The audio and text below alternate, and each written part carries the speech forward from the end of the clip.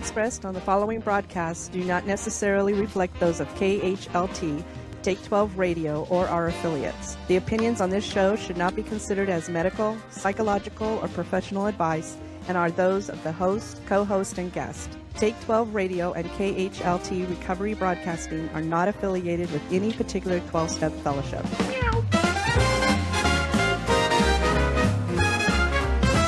When the static of life fills your brain and the world seems a little too insane, just twist that dial, don't hesitate. There's a haven where good vibes await. Tune in and Take 12 for some joy and cheer. It's the sound of hope coming in crystal clear. Recovery talk, the music so grand, a beacon of light, a helping hand. That's right, my friends. You have tuned into the world's original and oldest Take 12 Recovery Radio podcast and show and all that kind of stuff. From Colorado and Raw Recovery and TrudgingTogether.org, Mr. Dion Miller. Hello. Here. From Huntington Beach, California, and Came to Believe Recovery, Mr. Roger McDermott is also here. Everybody's here. Everybody's here. Of course, the Take 12 Recovery Radio Make Believe Orchestra got some whining to do, which is always fun. And the topic, Step 2, a snapshot. A little snapshot of Step 2. Step 2 snapshot. Click, click, click, click. All here on this episode of the Take 12 Recovery Radio Show.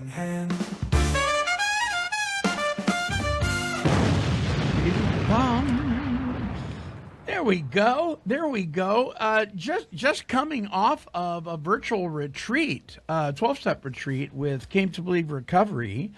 And Dion was at that retreat. What'd you think, brother? What did you have a good time? I know I'm wiped out. I'm tired. I'm still tired. Getting up at 6:30 in the morning should be illegal. I had a great time. Yeah. Getting to know people. They did a pretty good job. Presenters did a really good job. The rhythm was good. But more than anything, I was curious on how we were getting the 4-step done, so I got my questions answered. Yeah.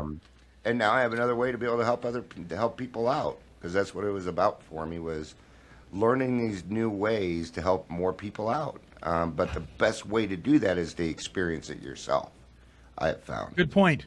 Good point. Yeah. And really, they're not new. They're new to a lot of people because people have been taught wrong. But the step 4, when we focus on the causes and conditions and not the symptoms, it doesn't take long to get through it. Mm-hmm. I mean, what it boils down to is, I'm kind of screwed up. Yes, you are. Oh, Roger McDermott. You know what, Dion? I don't know about him. I just don't know. That's part of the fun. To know me is to love me, Monty. I know. Hey, listen, I want to give a shout out right now to a gentleman that lives in Arizona. This guy, he was my sponsor for quite a long time, and he has come a really long ways. He's, as we often do, we find our own challenges as we're going along this 12-step journey. And Doug used to live up here in the Pacific Northwest. He's a taxidermist, and he's probably the best taxidermist that I've ever known. Like, I've known lots of them, right? I hang out with them all the time. I have a coffee club of people that kill animals and put them on their wall. Stuff them. I'm coming for your cats, Dion. All right, there's one you can have right now. But Doug, I mean, I don't know if he still does, but for a long time he was making fiberglass rocks and stuff for movie sets, and I mean, the guy is just amazing, an amazing artist in his own right. And really taught me how to apply and implement the 12 steps in my life. This guy is celebrating 11 years on Wednesday. Wow. And he came and rescued me out of a dope house when everybody in the program told him not to. He listened to the voice of God, and he came anyway, and pulled me out of there. And he and my wife dropped me off at a treatment center. I only stayed there for 3 days because they wanted me to talk to crystals and stuff. It was weird, but got me out of the bad situation and really rescued me from myself. And I owe that guy a debt of gratitude. I've always be grateful for him. One of my closest and dearest friends, truly is. And we lost contact for a while, but we're back in contact again. And it's just a great thing. So I know this is Monday's show, but a lot of people don't listen to it until later on in the week, whatever day it falls on. Happy birthday, Doug. I love you big time, buddy. I love you big time. Keep stuffing those animals, man.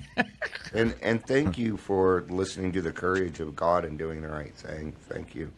Yeah, I appreciate that. Sometimes what we do in the rooms of the 12 steppers and in our recovery community may go against the norm. I mean, we always want to listen to God's voice versus what somebody wrote in a book, 80 years ago about 12-step work, because sometimes things are not as simple as step 1, 2, and 3, and this is what you do, right? I mean, if you teach somebody karate or martial arts, and you say, when somebody approaches you in this method, this is how you respond.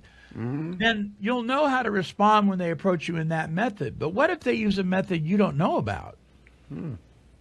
You may have to respond off the cuff, or you may have to depend on a power greater than yourself, right? Well, what does it say in the big book? That we should not worry about visiting the most sordid spot on earth to carry the message. It says it in the big book. To visit those sordid places that you used to go to for companionship and approval.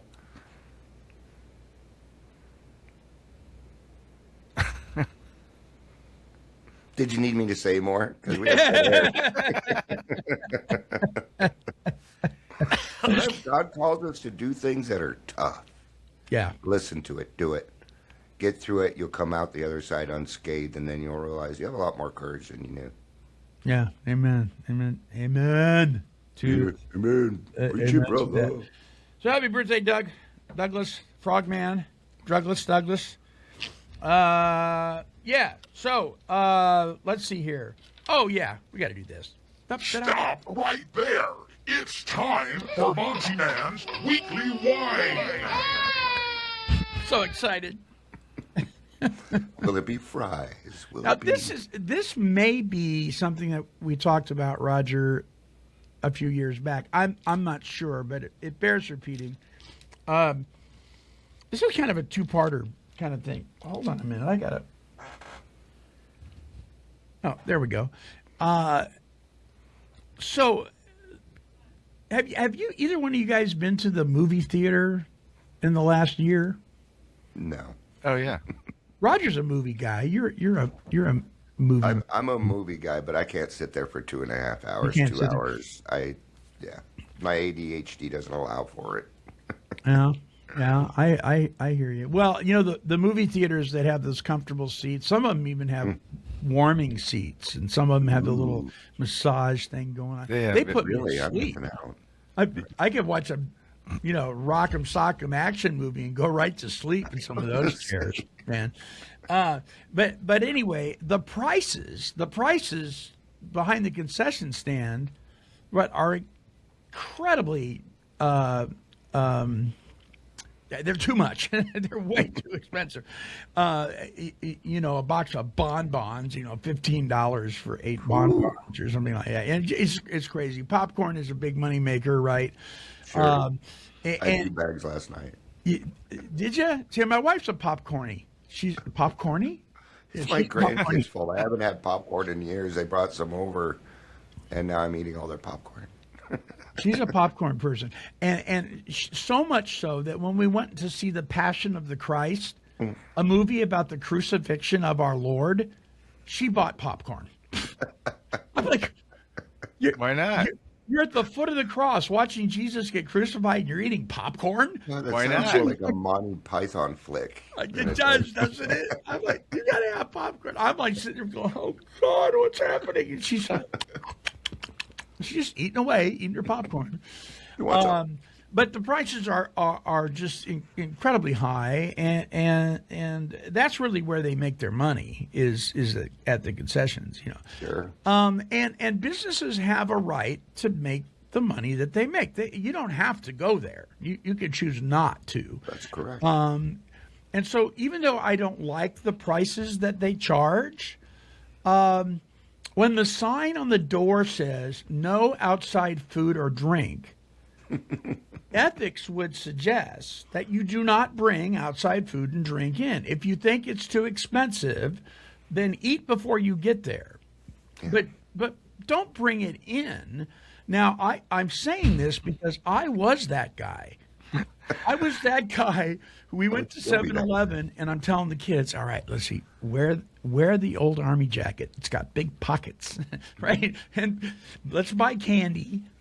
And we'll just sneak it in, you know, because the prices are too high. That was my justification. Until one day, my youngest boy looks at me and he goes, Dad, this doesn't seem right. And I'm like, oh, I'm being called out by my child. There's nothing worse. and so I changed my ways. I really think, and here's the thing, I think even though the prices are so expensive, and I'm just going to quote this. We talked about this during the retreat when we were talking about practicing these principles in all our affairs. There's a book called Serenity, a Companion for 12-Step Recovery. And this is on page 76 and 77 of that book. It says, the final phase in step 12 emphasizes practicing the 12-step principles in all our affairs. This means that if we have been spiritually transformed, people will begin to observe it in our financial lives, in our relationships, in our community lives. That means our behavior changes, right? Mm-hmm. So when I was convicted, I felt like my heart was convicted about sneaking food in, right? Then if I've actually been transformed, you know, by the application of these steps, by a power greater than myself, I'm going to feel differently about that, you would think. Right, and stop that behavior, and eat before I go or whatever. I don't do that anymore. I don't sneak food in anymore because they've asked me not to. Is it illegal? No. Is it their policy? Yes. Should I honor it? Yes. But having said that, the prices are ridiculous. So that's my one. So let me ask you guys, Dion, you don't go to the movie theater, but when you did you sneak in some Hostess cupcakes? Did you? Yeah. Well, you know, you got to have the biggest purse around, first of all. Not like they don't know. Right. I don't know. Even to this day, I'm still willing to make an amends to do it. I'm willing to make an amends to do it. No, it is wrong. That's kind of what it's there for, though. I mean, if I broke every little rule, then what I would start doing is then I'd start, you know, judging which rules had to be followed. And that didn't work out. That didn't work out for me very well before. That makes a lot of sense. Roger, you're a movie guy. Do you sneak in food, or do you don't? I don't sneak in food. I usually have gum or mints in my pocket, but that's not. Yeah. I don't even think You that got is gum being in a your pocket all day long, though. Correct. Yeah. Yeah, not no, like I went don't. out of I your don't. way. Yeah. No, I don't sneak food in. But I go to somebody who does. Man with conviction. All right. Oh, yeah, sure. Are you kidding? I would never do something like that. Yes, but I know people who do, and I go with them. Wow. Can you sneak that? So you just use Pepsi's? He did it. Well, there were. I saw I don't know, it was TikTok or Instagram or something. A guy going, he caught the guy sneaking stuff in, and he just looked at him. What do you call the ticket taker or whatever, the usher, and he goes, my world's too complicated to do anything about this. Just go in the movie. I'm not. are we gonna do? Arrest you? Do. I mean, Bad come on, you. right? Bad. Give me your That hand. naughty man, naughty. Yeah, it's always upsets me because sometimes right outside the movie theaters is your friendly local Starbucks store. So without thinking about it, I'll buy a nice big venti whatever I'm drinking, and I don't have it Oh, finished yeah. before I'm ready to walk into the theater. Well, that's a I no-no. don't say anything to But you. we're recovered alcoholics. We know how to pound 20 ounces of coffee in about 2 seconds. Yes, we do, and I do. Yeah, I've done that too. That's why he carries those mints. I still drink for the effect. Yeah. I'm drinking for the effect right now. Yeah, let's be honest, right? Mm-hmm. Yeah. I mean, what can I say? Hey, but here's the other part of my wine, though. When people are eating in the theater, whether they brought it in or whether they purchased it, can you please be a little quieter about opening the wrapper? I mean, come on. It goes on for it's like when my wife closes chips. It takes her 20 minutes. Like, will you just, What is- God? It's like that. It's like the thing we were talking about, the clicking of the pen. Yeah, the clicking of the What pens. wrappers are you talking about in the movie theater? I don't- Like the potato chips or anything that makes crinkly sounds that are loud. The person behind me every time, has got to be, and they wait until a scene that's really quiet, and then you can't hear what's being said. You can't. No, they you can't. It's don't, like Monty, and not Yes, every I'm time, doing. Monty. they follow me everywhere I go. So we're watching a movie the other night. I'm sitting there, and Marcia's doing. She got her laptop. She's a multitasker, right? Which, by the way, there's no such thing, but she claims there is. She got the TV tray, and she got her laptop out, and she's doing something, and we're watching something. And I look over, I'm like, are you watching this? This is a good movie. She goes, yeah, I can watch it, yeah. And then she just starts doing this. What is that, Morse code? What? I'm looking over and I'm thinking, what? Stop! I mean, what is that? It's for the blind people in the room. Anyway, so as you can tell, this week I struggled to find anything to whine about. I'm just gonna say that was a reach, Monty. It was a reach, but it was effective. All right, let's close out the weekly wine and listen to this, and we'll be back in just a minute.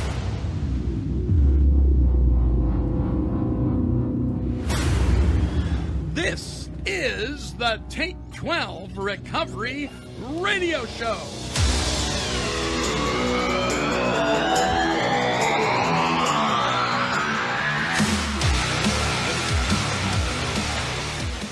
This is Tom Williams. And Alicia Martinez, and we'd like to invite you to join us right here at Take12Radio.com for the Came to Believe Recovery podcast. Topics will include a deep look into the how and why the 12-step movement was so successful in the past and how it can experience that success again today. And I came to believe in a power much higher than I. All righty, I have to unmute myself. I love unmuting myself. Hey, do you feel stuck in your recovery? Do you? Huh? Are you getting bored? I read this thing online the other day. The guy said, I've got 2 years sober, and I'm here, but man, sobriety is boring. And I thought, wow. Seriously? Poor thing. Yeah. Man, what? That's well, if your sobriety is boring, maybe you should get this book, 12 Essential Insights to Emotional Sobriety, Getting Your Recovery Unstuck by Dr. Alan Berger, PhD. This is an excellent book. Dion will attest to that. I'm sure Roger would if he had read it. Wow. See, I'm making an assumption again. But no, all joking aside, really one of the best come alongside the 12-step kind of books that I've ever read, 12 Essential Insights for Emotional Sobriety by Dr. Alan Berger. Get a copy for you and one for a friend at abphd.com, and Dr. Berger will sign it for you and send it to you. You can also get it on Amazon. Okay, the topic this week, Step 2, a snapshot. So this is not an in-depth study of the step by any means. This is just kind of a how we, the three of us, have applied and implemented it in our lives and share some of our experience, strength, and hope around this step. So this step reads, came to believe that a power greater than ourselves could restore us to sanity, which would suggest that we are strangely insane at this point in our journey. The book 12 Steps and 12 Traditions is not the instructions on how to work the steps, but an excellent commentary and reference around the steps and the traditions. Just a side note here, just for fun and for free. When Bill Wilson wrote this book, originally it was on the traditions, but he realized it wasn't probably going to sell. So he put a commentary on the steps in there, and then it flew off the shelves because people love the steps. And so I just got to read this first part. It says, the moment they read step 2, most AA newcomers are confronted with a dilemma, sometimes a serious one. How often have we heard them cry out, "Look what you people have done to us. You have convinced us that we are alcoholics and that our lives are unmanageable. Having reduced us to a state of absolute helplessness, you now declare that none but a higher power can remove our obsession. Some of us won't believe in God, others can't, and still others who do believe in God exists have no faith whatever. He will perform this miracle. Yes, you've got us over a barrel, all right, but where do we go from here?" I remember somebody in a meeting saying, in the middle of the meeting, just getting frustrated and saying, "Gosh, you people, I wasn't an alcoholic until I got here, and now you've convinced me of it." Right? Welcome. So true. In many cases, we don't know what we don't know, right? And then all of a sudden, somebody comes along and says, "Okay, well, you know what? This is your problem, and I can't help you. Only a power greater than you can help you. Sorry." I don't know. So I would just share this, and then I'll let you guys take it. But when I first came into the rooms of recovery, you could crush me with a word. That's how sensitive I was. That's how wounded I was. But I knew who God was. I was one of those guys that when I walked in and I saw God on the wall, I was relieved. A lot of people have a different experience.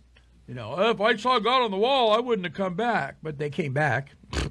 But we hear that a lot, right? I was one of those guys. I was so grateful to see God on the wall. I was so grateful to learn that it was the God of the Bible that the founders believed in. It was a relief for me. So I didn't have that issue around God, but many people do. How about you guys? What say you? Who wants to go first? What was your experience? Go for it, Roger. Well, I like you, Monty. Didn't have any problem with God whatsoever, so that was never an issue for me. But came to believe that a power greater than ourselves could restore us to sanity. Didn't say God. So I like the fact that I like the way I've heard it described. Mickey does this. Mickey Bush. Where two or more are gathered in the name of recovery, God says, "I am there," and I honor that. But in step 2, it just says, "Came to believe in a power greater than ourselves, than myself, could restore us to sanity." And I heard a great definition of insanity, and it's not the one that Einstein said. I heard a guy say who had, I think, triple-digit sobriety. He said, "You know what the definition of insanity is?" And he said, "Rejection of truth." And I went, that smacked me right between the eyes, because I didn't accept truth as truth. I was a liar, and I would Yeah. change everything to suit my will. And I was going to, and so when I heard that, I went, well, that's absolutely insane. Rejection of something that's factual and true is insane. So that was that piece of it. And the power greater than ourselves, the fellowship is a power greater than ourselves.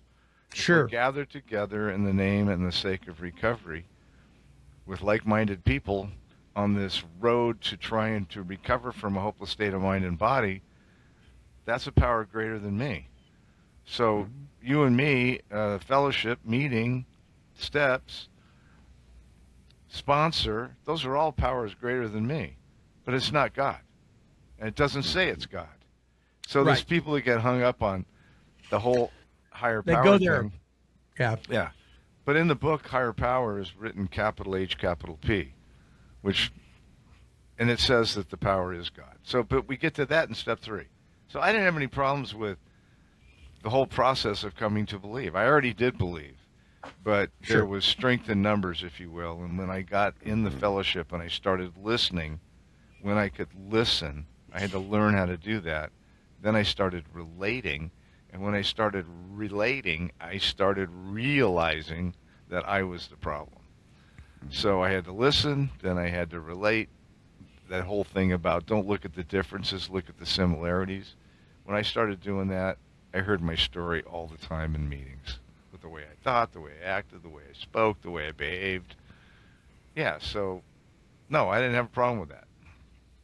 Yeah, yeah, yeah. It's so even talks about in that commentary later on in step 2. It talks about people using the AA group as a power greater than themselves. It is. It kind is of a power greater than themselves. It gives you permission to do that. Yeah. If you have a problem. And you're right. And so when people say, well, a power greater than the ocean's a power greater than you, electricity's a power greater than you. Well, they're correct. I mean, if I stick my tongue in a wall socket, I'm probably going to not be able to control the way my body responds because it's greater than me. It's not the higher power, capital H, capital P, but it definitely is. And I have to tell you guys, as unhealthy that meeting dependency can be long term, or other people dependency can be, in the beginning, even though I knew who God was in my life, there was a strong dependence on the URS club downtown, the Unity Recovery and Service Club. Sure. To be able to go and hang out and play pool and go to the Absolutely. library and drink Yes. coffee and be in a safe place surrounded Yes. around people that were trying to be in a safe place too. If it wasn't for that Definitely. place, and it's not there anymore, sadly, but it was a very important part of my recovery. Was it God? No. But in a way, it was God with skin on. Does that make sense? Yep. Yeah. Dion, what about you, buddy? Well, I don't want to give the third same experience, as I didn't have a problem with God either. Now, I grew up Mormon. I'm sorry, but I did. But well, I grew up I don't in think Joseph Smith's and mad at back you. in the 70s. If you went to public school, you were required to go to church. It was all right, but they were saying things, and I just didn't agree with what they were saying. Yeah. So I ignored them. My gut always told me that something wasn't quite right. So even then, I kind of took what I needed and left the rest. So I learned my primary colors really well, and I'm pretty good at my secondary colors too. But that's what I kind of got out of the church. So I've always believed in a power greater than myself, but I took the opposite tact. I got sober at 18, had 10 years of sobriety. God gave me a great life, and I decided to go back out. And towards the end of my drinking, it was, God gave me a chance, and I blew it. So instead of taking, the other tact of God doesn't exist, or he just doesn't want me, I'm not worthy Oh, wow. of his love. And that's just, again, incorrect thinking, because I was wrong. I was very wrong. God did not stop loving me. I had stopped loving myself. I had removed myself from the sunlight of the Spirit. Nobody else did that to me. But I did hear another experience. Jeff Allen, who's a comedian and is going to be on my show in 10 days. I'm doing a little plug. 9 days. Yay. Big comedian. He talks about how he was an atheist and that he was talking to somebody who was very well versed in the Bible. And they asked him, well, have you ever read the Bible? And they said, and he said, no. And he said, well, you're not an atheist. You're a dumbass. You're an agnostic. Yeah. You're not atheist because atheists go out and learn these things. Then they make a decision on it. And I thought that was a really cool, funny way to come about it. I think the main things are this. Number one, I'm not God, and that's what really matters. That I understand that I am not in control here. I am not God.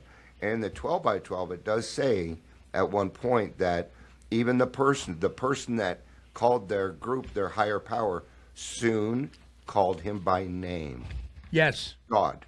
And it says that eventually we all do. Now, your perception of that is different, but we're all saying God, and we're talking about the same God. And I think that's what we're trying to get to on that. Yeah, and so the whole idea of the steps, and I love what Chris S. talks about, is to move on from there. We talk about, regardless of how inadequate our concept of this power is, whether it's the group or whether it's the creator, loving intelligence of the universe or whatever, that in this journey of learning how to apply and implement this step work, we move on from there. We mature. We grow up. It changes. Listen. I am 100% convinced, with absolutely no question, that the God and Lord of my life is Jesus Christ, the God of the Bible. 100% convinced of that.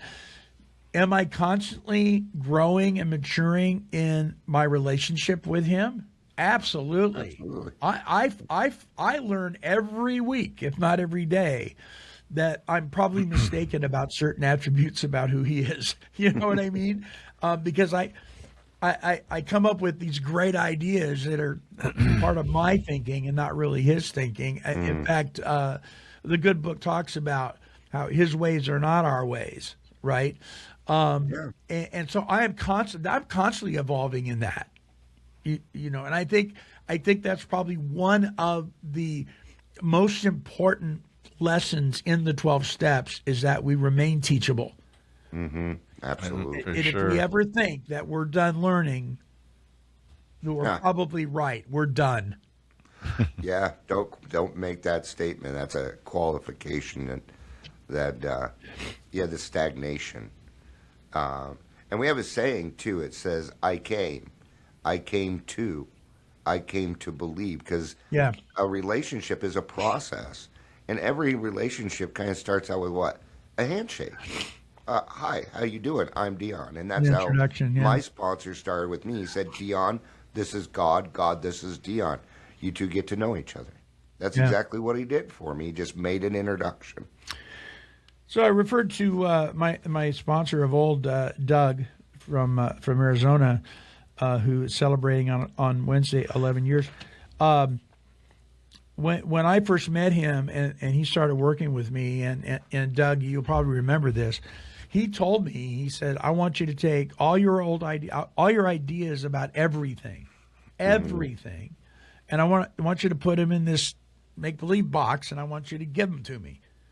And I'm like, okay, I can do that, but I'm not gonna change my idea about who God is in my life. And he said, I want you to take those ideas and put in there too, and give it to me. And his point he was making to me was, if you're right, no harm done. But what if you're not? And that I never forgot that, And what I discovered was who God was by name in my life. That part I got right. The attributes of God working in my life, I was sorely mistaken about a lot of stuff, right? And if I hadn't taken to heart what Doug had said and been willing to be open to some new ideas about this relationship with this power, I may not be walking with him today. So that was a very vital lesson that Doug taught me. And when I work with guys, I tell them the same thing. I pass on the same thing. Absolutely. Be willing to take your old ideas and let's put them in a box, and I'll give them back to you. If you want them. But you know what? Some of that stuff I did not want back. You can keep it. Thank you very much.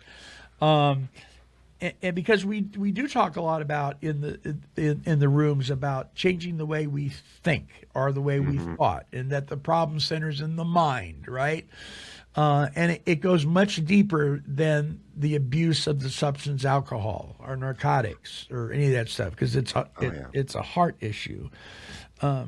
I watched a short video yesterday about different people from Hollywood that are walking and trusting God in their lives, and at the risk of losing their jobs in Hollywood, right?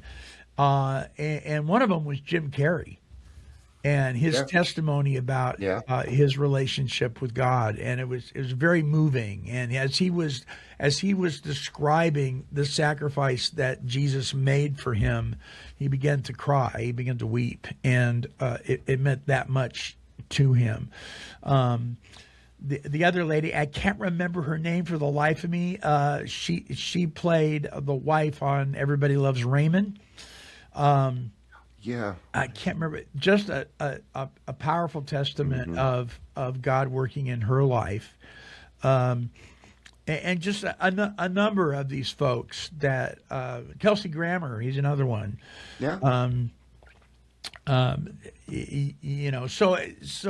mean, it's obvious that God is alive and well and working. And by the way, for those of you who are believers that call yourselves followers of Christ, and you're in the program and you want to leave the fellowship because it's getting a little too spicy in there for you, or you feel like people aren't respecting your relationship with God, don't leave. Please don't leave. We need you in there. Yeah, we need you to be good examples. What good is a light in a lit room?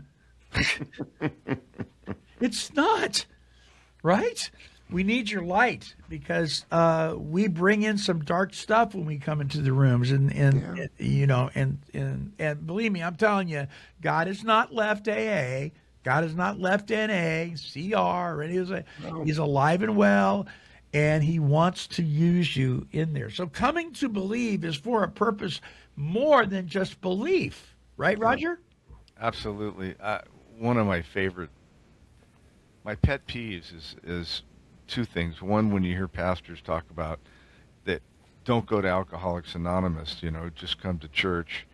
And my point is, well, they're not. First of all, the book says we go back to the churches of our childhood, very, very many of us, or whatever. Yeah. We return to church. But the point being is that if our job is to go out and share the good news about Christ, where more fertile grounds to share the good news than Alcoholics Anonymous or any of the 2000 12-step programs?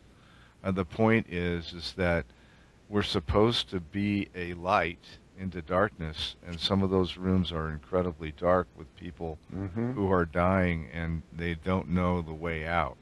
If we all leave because we don't like certain things that go on in the fellowship, we're leaving them in the dark, and we're not doing what Christ told us to do, which is go out and make disciples. A sponsee is a disciple. A sponsor is a discipler. And the message being of maximum service to God and others that's in the book is the same thing that Christ preached in Sermon on the Mount. And so I'd love to have a pastor sit down with me and tell me why we should not go to AA, because it's my story. And I went to church before AA, and then I left church, and I am the prodigal son, and I found the God of the Bible in Alcoholics Anonymous. I found my purpose, and now I have a reason to be there, and it's to share the good news and spread the light. And so, don't leave the meetings. Don't leave the meetings. Share the good news of what's happening in your life. You can share about it at church. You can share about it at AA. It's the story of your life. It's your testimony and your story. It has power, tremendous power. Mm-hmm. Mm-hmm. Yeah. So Marcia and I were talking about this the other day. Our pastor, Pastor Neil, out at this shift in here in Albany, that a lot of churches have some interesting names anymore, right? Harvest Place, Countdown Church, a lot of funky names anymore. But the shift, it was created because of a change in the logging industry back several years ago, and a lot of people were being laid off, and they found themselves in some pretty dark spots. They lost their careers and things like that, and so the founders of this particular church wanted to make this fellowship available to people, and so the hours that the fellowship met were a little weird compared to most Sundays, and so they called it the shift. And Neil was saying on Sunday where he goes, people thought we were a cult when we first started just because of the name. But one of the things that I know is frustrating to him, and he's a recovery guy, and it's frustrating to me as well. It is when there's a call to come together for self-improvement, to help develop our relationship with God on a deeper level, and you've got 300 people that show up on Sunday and only 15 show up on that other thing. We're coming together as men to make each other accountable with each other, and if you've got stuff that you're going through it, we want to support you. There's no judgment here or whatever, and then 15 people show up out of 300. Are you kidding me? You know what I mean? And I have been guilty of not showing up because, don't you know, I'm so busy doing ministry, or I'm so busy with the 12-step program, or I'm this or that, and leaning on the work that we're doing as my growth and all that. That's a big mistake. And let me tell you, when we become dependent on the work that God has called us to, and we're leaning on that instead of God himself, that's the same thing as depending on service work to keep you sober. In the beginning, it'll work, but what happens when you burn out? If you're not dependent on the one that has called you to the service work and not the service work, you may be in trouble. And so when I was reflecting on the weekend of the Came to Believe virtual retreat and how transparent people were.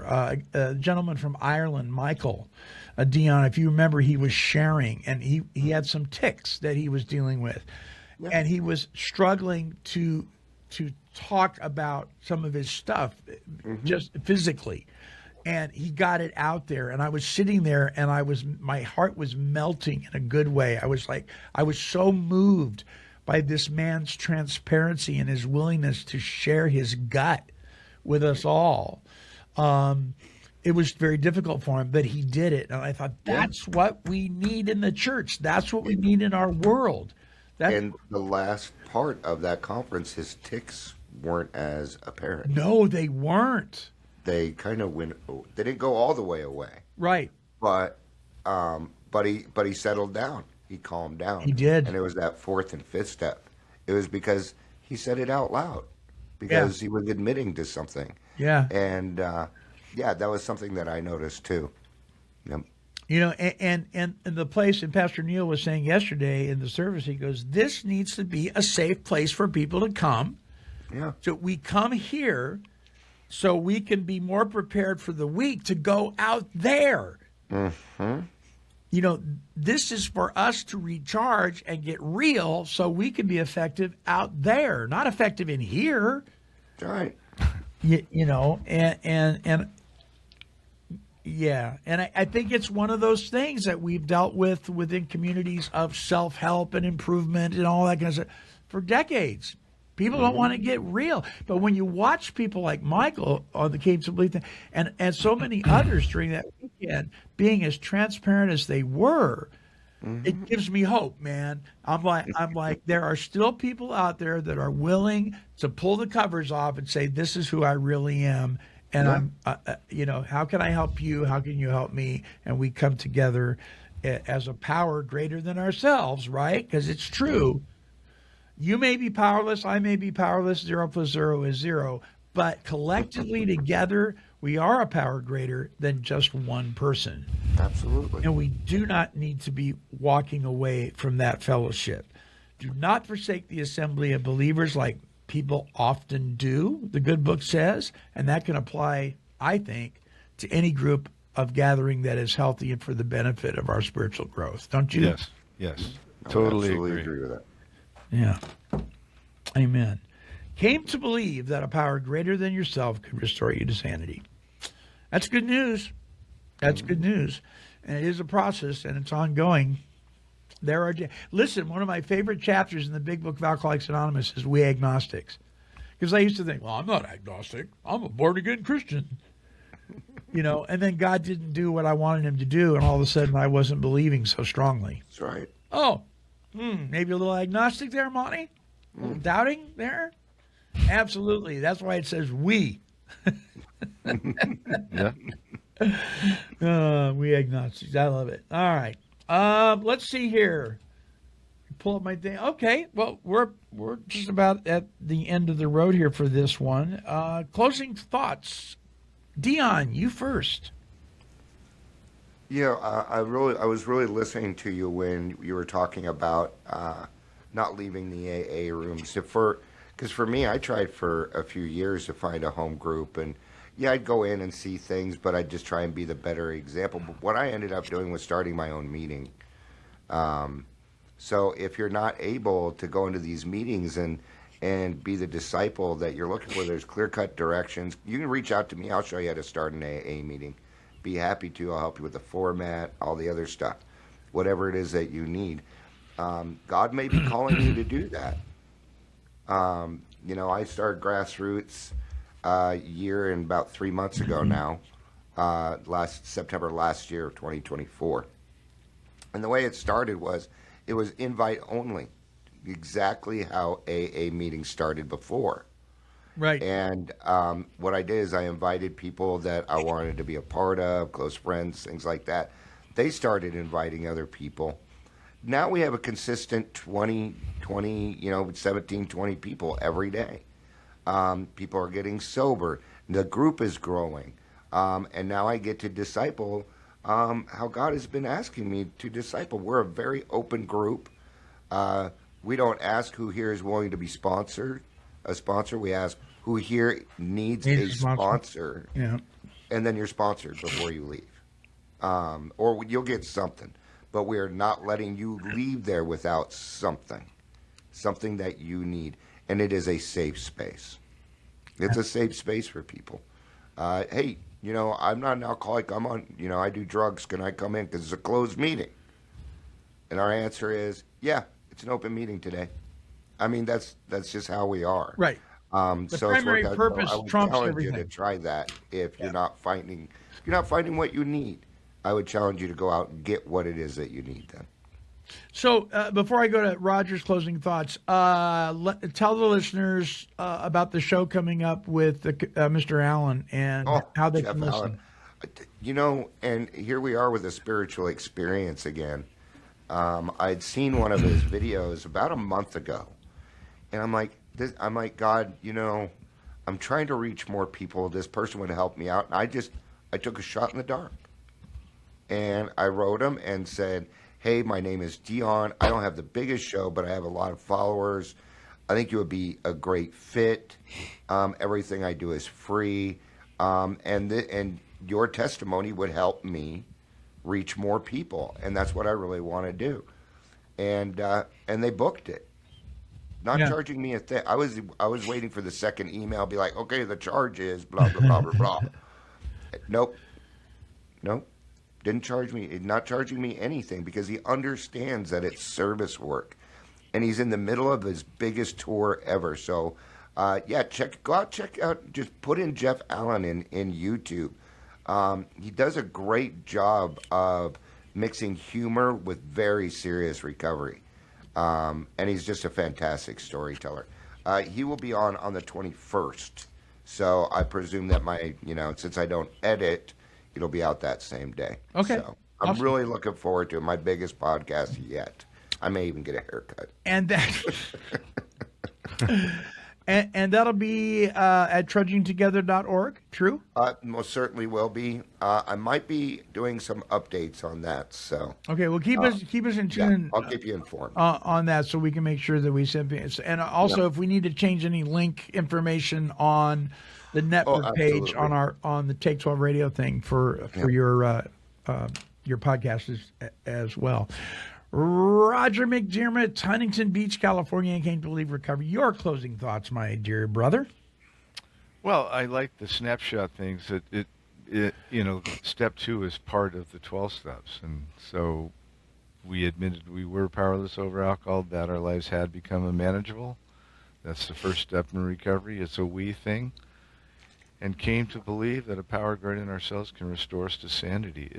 It's a wonderful process to be on, and if you just approach it with some honesty and some open-mindedness and be a little willing, you can watch yourself change. Mm-hmm. You come to believe, you came to believe, you will continue to find things that you'll go, oh my gosh, I didn't know that, I had no idea. It becomes this wonderful adventure. A lot of us call it a journey. I tend to call it an adventure because it's exciting about what happens when you're available, when you're willing, when you're open-minded. Throw out that term about contempt prior to investigation, which is a principle that will keep man in eternal stupidity. I live my life that way, and it's not worth anything. So just be open-minded and willing, and watch what happens. You'll never, ever regret it.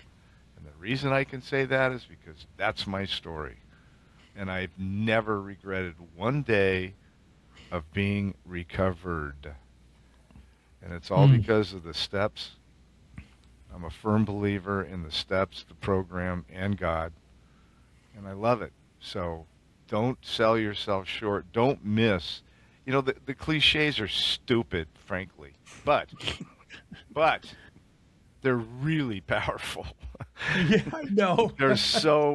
I heard them all when I came in. I said, that's ridiculous. That's nonsense. The sayings that's on the wall. BS. Yeah. That's blah, blah, blah. Well, guess what? They're all true. They all came to believe. They all became reality. They all became true. And the adventure never stops unless you stop. So just keep going. Keep doing it. Yeah. You won't regret it. I love what Alicia says. You're not stuck. You stopped.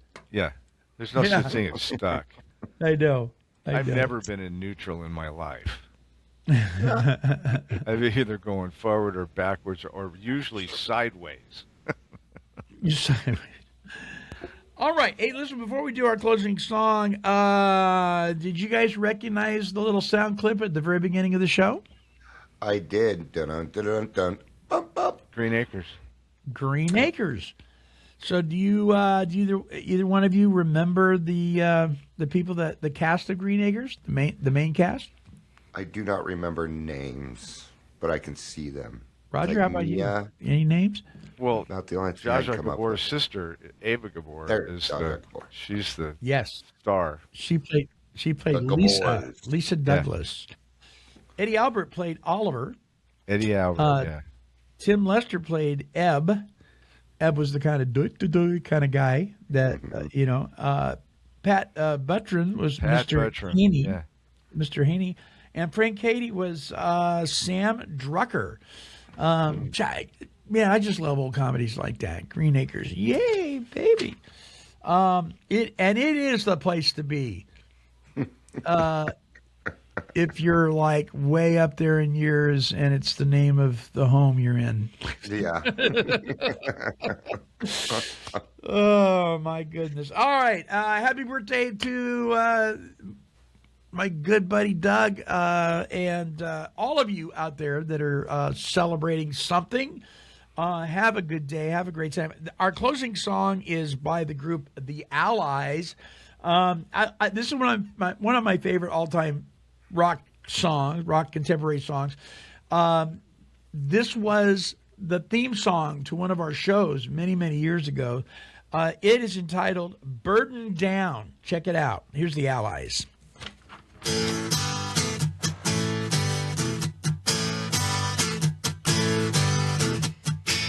Hey, you. Yeah, you. Come here for a minute. I want to talk to you.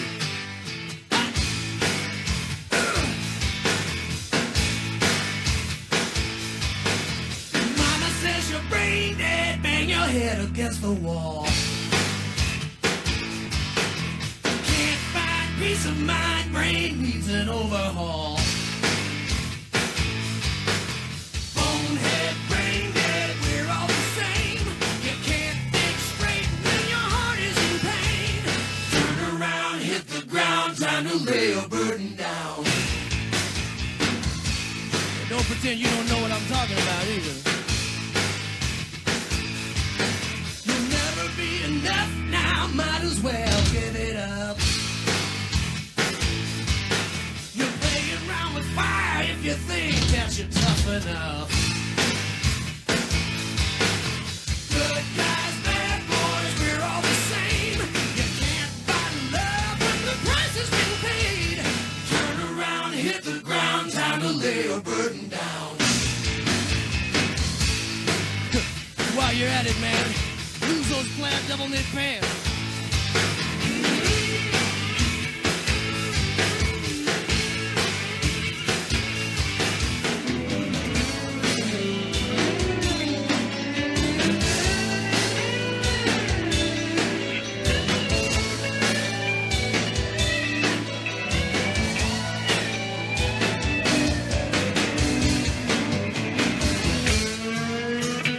Nice hair, man. What color do you call that?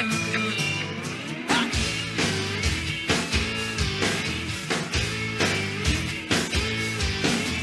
Don't you forget now that somebody died for you. I'm telling you the truth, man, I ain't gonna lie to you. Good guys, bad boys, we're all the same. Saved by grace is the name of the game. Turn around, hit the ground, time to lay your burden down. Yeah, I love it. The Allies. Hey, listen, a very special thanks to my co-host Dion Miller from rawrecovery.org, Roger McDermott from CameToBelieveRecovery.org. We are all wishing you the best day ever. And until our next broadcast, we're also wishing God's perfect serenity for each and every one of you. Ow! Don't let the weights of the past keep you down. There's a melody here to turn it around. In each story and song you'll find a friend, a chorus of courage that'll never end. This has been a broadcast of Take 12 Recovery Radio and KHLT Recovery Broadcasting.